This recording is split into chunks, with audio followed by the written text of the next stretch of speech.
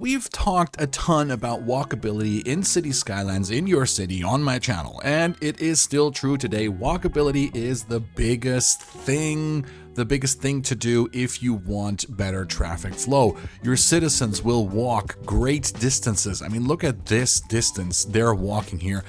If your city is laid out for walking, look at all the walking. Look at this. It is so good. So we always want to keep walkability in mind to get the citizens out of their cars, off of the roads. Now, if we draw our, area, our district, our part of the city, whatever you want to do, and you draw your roads just like this, and you have like a long segment of road before a intersection, for instance. We'll do this.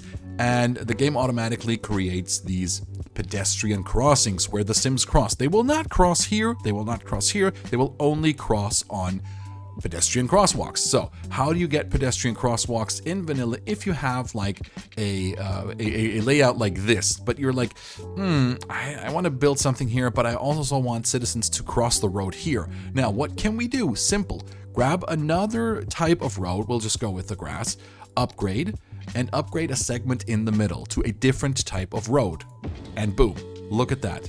It looks a tad bit wonky here, but it did create the pedestrian crossings for us. Now all we need to do, grab our crossing, our walking path, boom, boom, boom, and boom. We have ourselves a pedestrian crossing. The walking paths are connected. The pedestrians will use it, and that's how you can make your own vanilla crosswalks without mods. Okay, and here's another cool way you can use this. When you have these sort of edges in your city or ends of pedestrian pathways, and you would love them to cross the street here, let's say you want to draw a path like this, but there's no crossing here, so we could use that trick, but you can do something similar if you grab the small 2-lane gravel road, or I think you could do with any kind of road. Just go ever so slightly.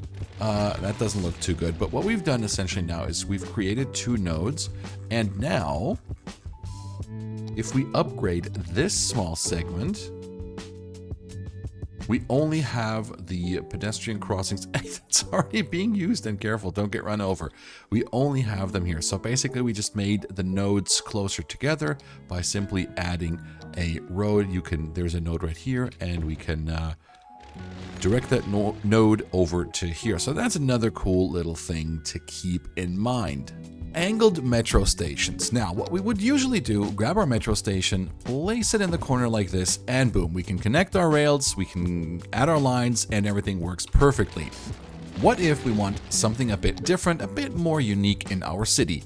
Go out 2 squares from this corner, go up by 3 squares, create a little square like this. Then delete these little segments until you're left with this, what used to be your corner. And now don't redraw the corner, but go and do this angled road. Draw it just from node to node, easy as pie. Grab your metro station, angle it. Now, this is kind of cool, but this is not what we're looking for. We are looking for something different. Delete the angled road, draw your corners, because now the building says it's not connected to the road, right? Draw your corner, and look what happened. The building is now connected. We can hit play. It will stay connected. Not a problem. We can come in here. We can get the airport apron. Where is that thing again? Do we have that unlocked yet? I don't know. Where is it? There it is. We can make that, well, obviously power and water, but we can, it's a bit finicky here. It wants to snap to, I don't know what it wants to snap to. There we go, make that a bit more concrete looking, and now, I don't know, just go and, grab a tree, put that in this place right here. There we go, we have the metro station here. Now we can go wild with decorating. We want this to be a bit, I don't know, cut off. So we'll put some fences here so people know to walk here. You could come in if you have the Plazas and Promenades DLC, which is one of my favorites. You have the bollards here. We can sort of do this kind of thing. If you have line tool, obviously that is going to be much, much easier, but it's basically so no cars drive through here. And you can do that on the other side as well. Just like that. You have some benches here already and some garbage cans. We can use that to our advantage. Go into the props section and grab those same garbage cans if you want to, you know, just for decorations. Just for decorations. No must, of course. And those are these benches. Yup. You know, we're only limited by our imagination, right? And of course, there are plenty ideas. You can, you know, if this tree is too big, I feel like it's a bit too big. We'll go in here. Maybe we'll grab something colorful. I like these. I like these a lot. Boom, boom, boom, boom. Oh, yep. That's a bit better. Maybe we got something else in the plazas and promenades. Maybe a little sculpture-y thingy. Sort of line that up here. Hey, look at that. So cool. Angled metros, and you know, it's connected to the road. People will use it. Not a problem. You can decorate it. And this is totally vanilla, of course. One more really cool thing I wanted to show you is to decorate in front of buildings. Now, let's say you want to place a high school and you're like, oh, we're going to make something special. We're going to add it to a road.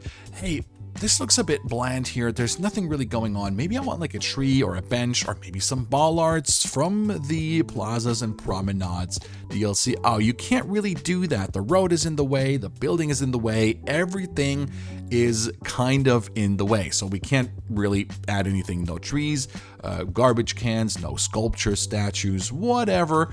Nothing possible. So what I want to do, you can always start placing your buildings, the ploppable buildings, of course, not the growable. The ploppable buildings on these kind of roads that are wider, like I went with a 4-lane road, an avenue road. But then we're going to go back.